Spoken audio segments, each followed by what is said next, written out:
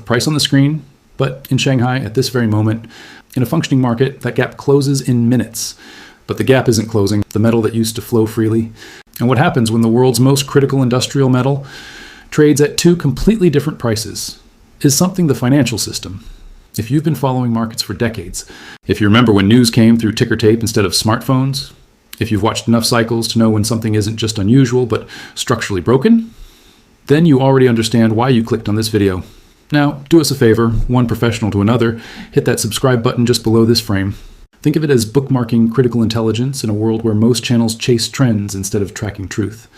And drop a comment telling us where are you watching this from today, because where you sit on this planet might determine which version of reality your market is showing you. And that distinction is about to matter more than it ever has before. Now, let's talk about what happened on January 12th, 2026, and why the silver market just sent us the clearest warning signal in modern financial history. On January 12th, 2026, a number appeared on trading screens in Shanghai that should not have existed. 93.31 was per ounce of silver. The afternoon session at the Shanghai Futures Exchange closed at that price. Not as a glitch, not as a momentary spike, as the official settlement price that thousands of traders, manufacturers, and institutional buyers accepted as the real cost of physical silver in China. Meanwhile, on the other side of the planet, the COMEX exchange in New York displayed a different number entirely. 85 yuan per ounce. Two prices, 8.31 apart. Not difficult. When silver trades at $85 in New York and 93 in Shanghai, every arbitrage trader on earth sees the same opportunity. Buy the metal where it's cheap, sell it where it's expensive, pocket the difference. This is not speculation. This is not a bet on future price movements. An $8 spread means an $8 profit per ounce, minus shipping costs, insurance, and transaction fees. Even after all expenses, a trader could reasonably capture $6 to $7 per ounce in pure profit. On a standard 5,000-ounce contract, that's $30,000 to $35,000 in risk-free money. In a normal market, thousands of traders would rush to execute this arbitrage. Their buying in New York would push the price up. Their selling in Shanghai would push the price down. Within minutes, maybe hours, the gap would close. The prices would converge. Balance would restore itself. This is how commodity markets have functioned for centuries. Price differences between locations cannot persist because the profit motive is too strong.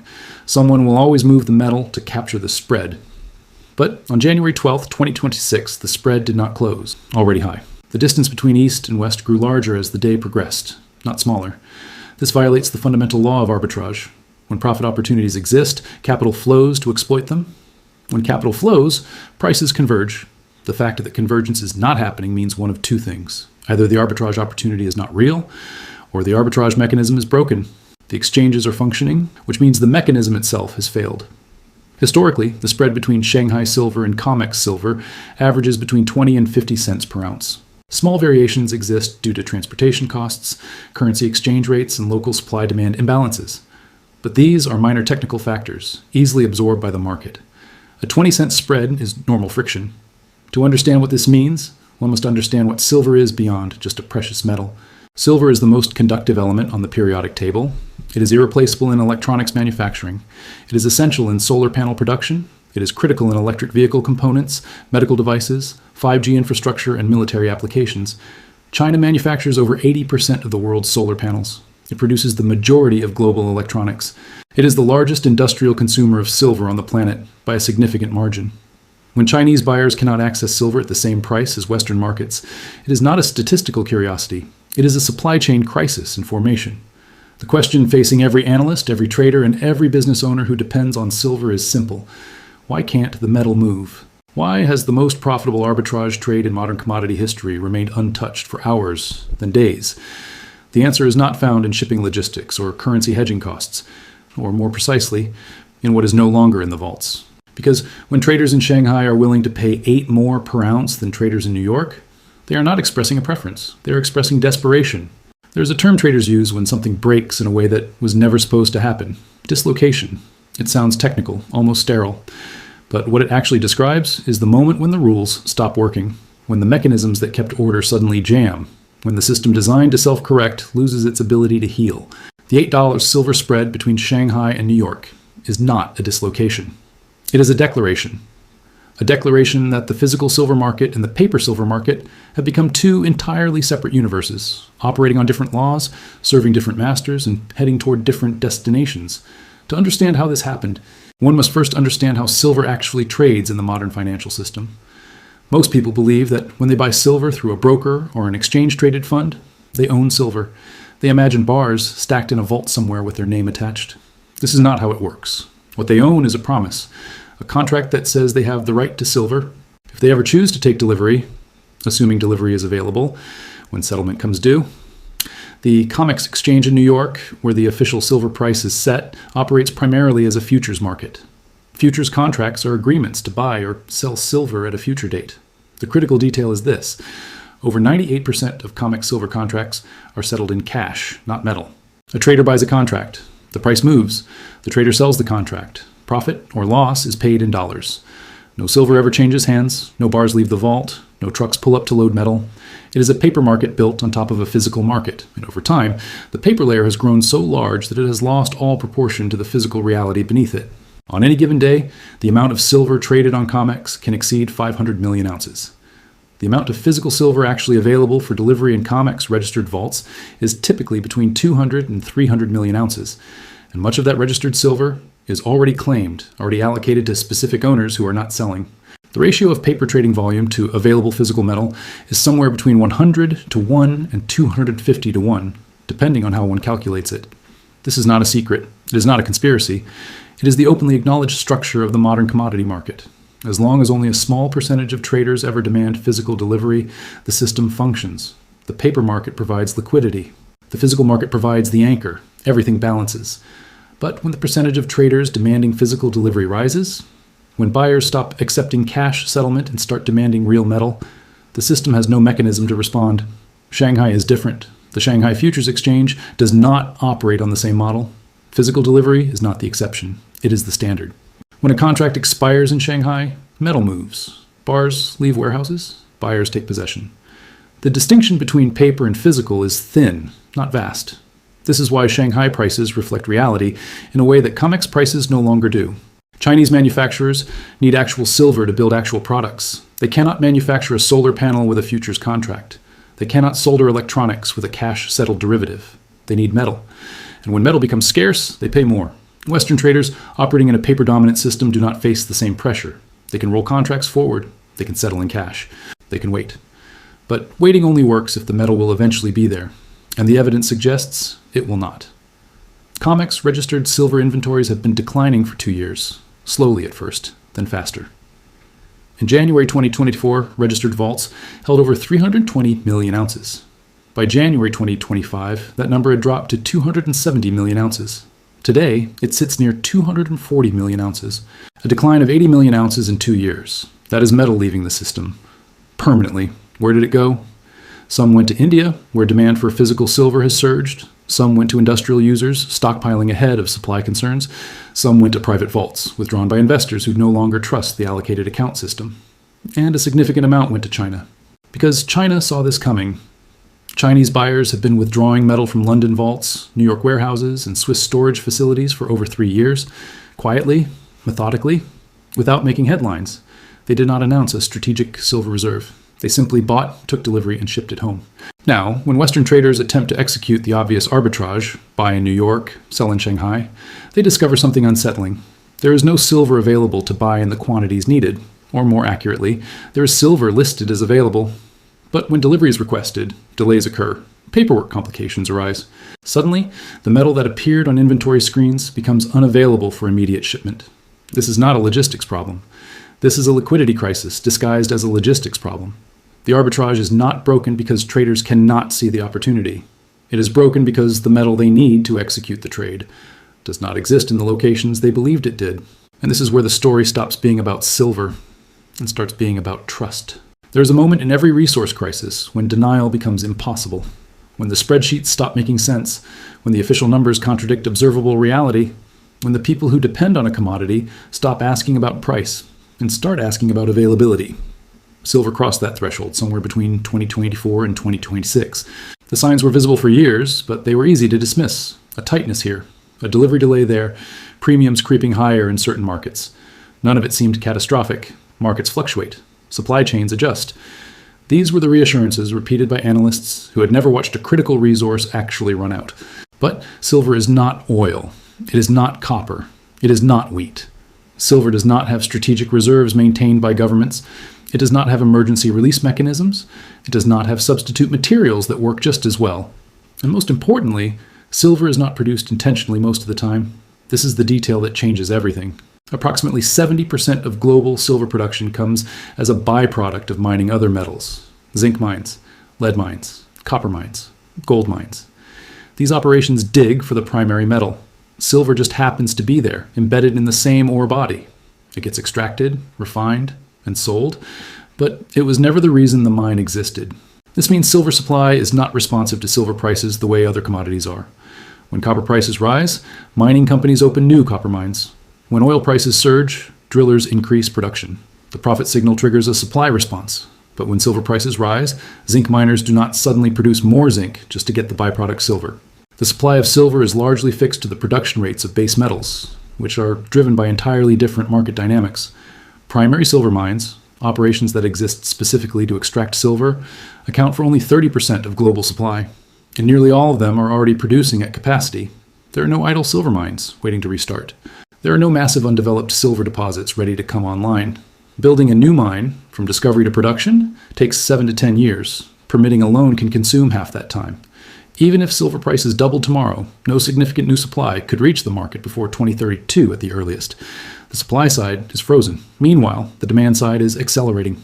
China is constructing solar farms at a scale unprecedented in human history. Each gigawatt of solar capacity requires approximately 30,000 ounces of silver.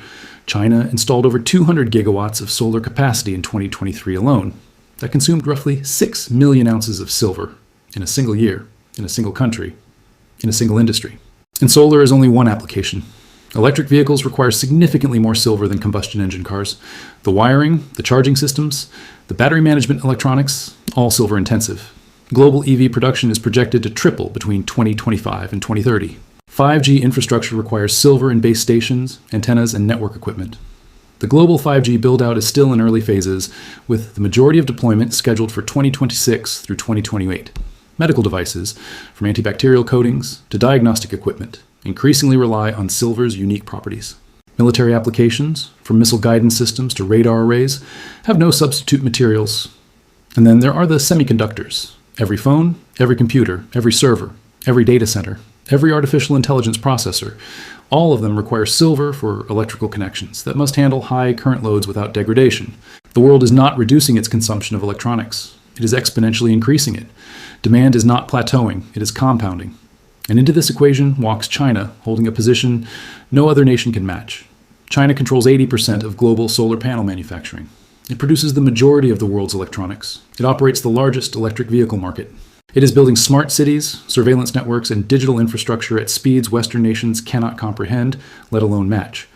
China needs silver the way a human body needs oxygen, continuously, reliably, in ever-increasing amounts. And China learned a lesson from previous commodity cycles that Western nations apparently forgot. Control of physical resources beats control of financial instruments. The evidence is visible in shipping records, though few have looked closely. Between 2022 and 2025, Chinese imports of refined silver increased by 40%. Not silver futures contracts, not silver ETF shares, physical metal, bars, ingots, material that crossed borders and entered Chinese warehouses. During the same period, London Vault holdings declined by 15%. New York COMEX inventories dropped by 25%. Swiss storage facilities reported net outflows. The metal moved east. This was not panic buying. This was strategic accumulation. Chinese state-owned enterprises, operating with long time horizons and patient capital, quietly built positions.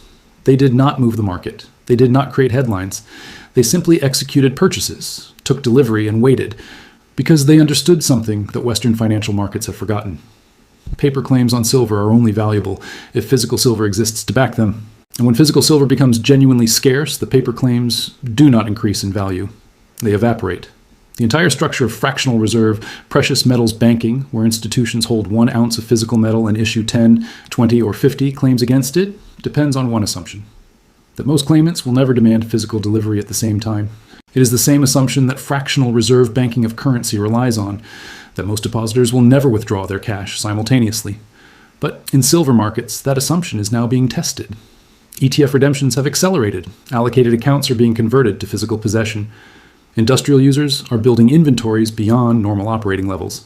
The system was designed to handle 2% to 5% of paper claims, converting to physical demand. It was never designed to handle 20%, and certainly not 40%. The Shanghai price of $93 is not an aberration. It is a signal that on the other side of the world, buyers have stopped believing in paper and started demanding reality. Every market crisis arrives with a question that separates those who survive from those who do not. What happens next? Not what should happen, not what policymakers promise will happen, not what historical precedent suggests might happen.